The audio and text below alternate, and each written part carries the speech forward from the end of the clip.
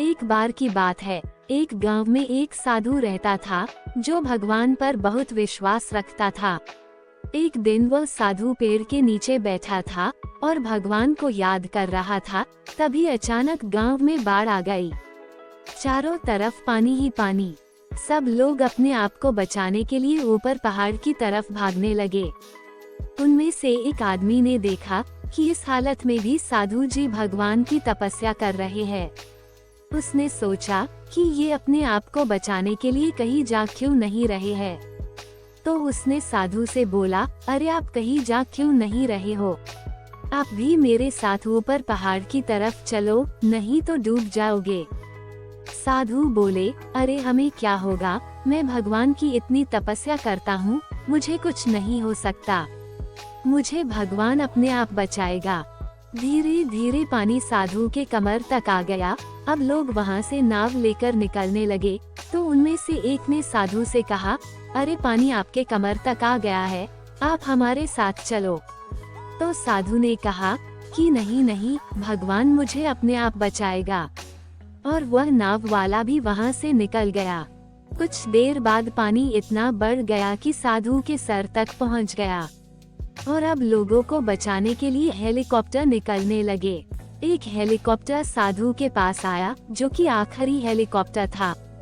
साधु के पास नीचे रस्सी फेंकी और बोला, इसे पकड़ लो और ऊपर आ जाओ, नहीं तो आप डूब जाओगे। यह आखिरी हेलीकॉप्टर है और आपके पास में दूसरा कोई रास्ता नहीं है बचने के लिए।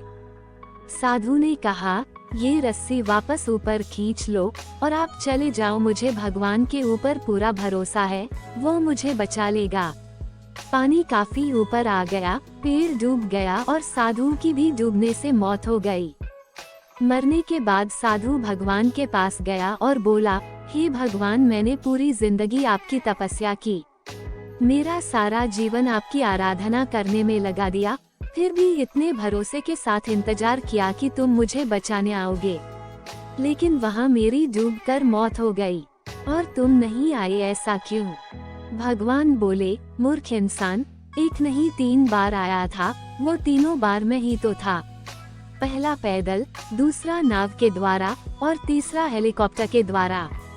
लेकिन तुमने मेरा एक भी अवसर पहचान नहीं पाया। पता नहीं किसका इंतजार कर रहा था। इस तरह से जिंदगी में हमें ऊपर वाला बहुत से मौके देता रहता है, लेकिन हम सब उस मौके को ठुकराकर पता नहीं किस चीज का इंतजार कर रहे होते हैं कि वो होगा तभी मैं करूँगा। और इस बात पर अड़े रहने से एक वक्त के बाद वो मौका हाथ से निकल जाता है और हम कुछ नहीं कर पाते हैं।